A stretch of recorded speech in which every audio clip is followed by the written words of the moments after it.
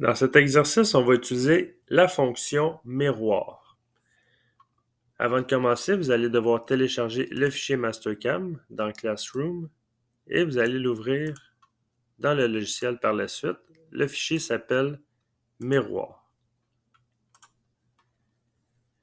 Ici, pour économiser du temps lors du dessin 2D, on pourrait faire une partie de la pièce et ensuite créer un miroir pour reproduire son opposé. C'est sûr qu'il faut avoir une pièce symétrique en tant que telle, sauf qu'il y a plusieurs méthodes qu'on peut faire des miroirs. Ici, on a trois situations. On a une situation où est-ce qu'on a juste comme un quartier qui est en haut à droite. On va devoir faire 2 fois un miroir. Tandis qu'ici, on a la moitié de la pièce en diagonale. On va créer une fois un miroir pour créer son opposé. Et la même chose ici. Sauf que les trois, c'est des fonctions légèrement différentes. On va commencer par aller choisir dans Transform l'option miroir. Là, il va nous demander de sélectionner les entités qu'on veut faire un miroir avec. Vous allez appuyer sur le bouton Shift pour sélectionner l'extérieur ici. On clique sur une entité et ça va sélectionner la chaîne. Et on va cliquer encore une fois Shift et on le maintient et on va cliquer pour cette entité-là. Et je vais faire End Selection.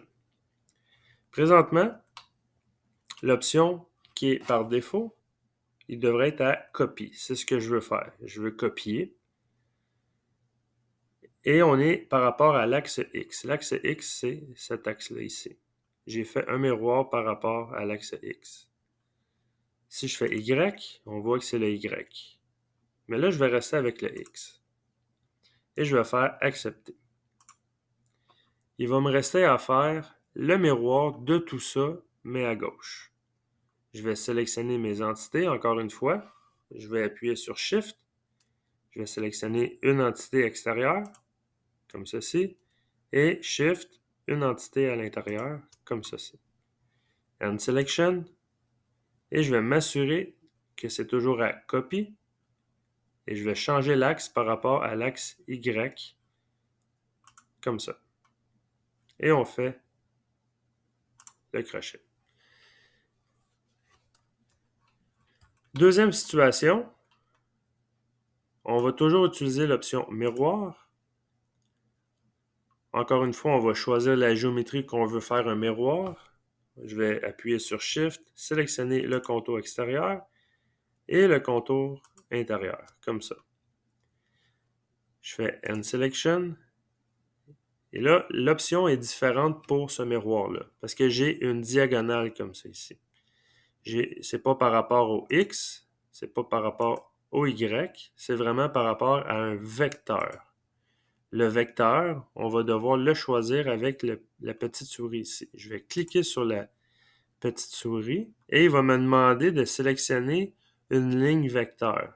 Ça va être la ligne en diagonale ici. Je vais cliquer dessus et on voit qu'elle reproduit le miroir, mais en angle.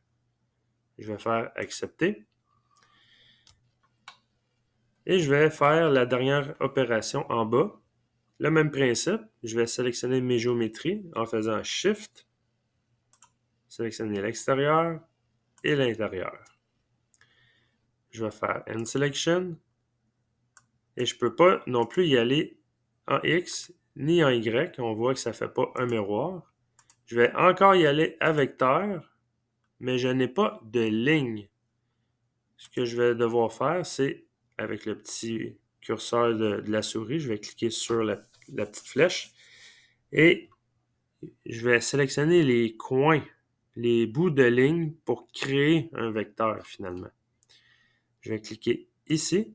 On voit qu'il y a une ligne qui apparaît. Je vais cliquer sur la deuxième ligne, comme ça.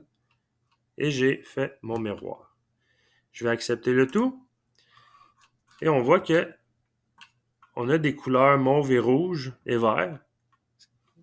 Quand on fait des changements comme ça, les lignes changent de couleur. Ce que vous pouvez faire pour remettre ça comme c'était. Vous cliquez à droite et vous faites Clear Colors. Comme ça remet les couleurs par défaut qui étaient au départ. Alors voilà pour l'option miroir.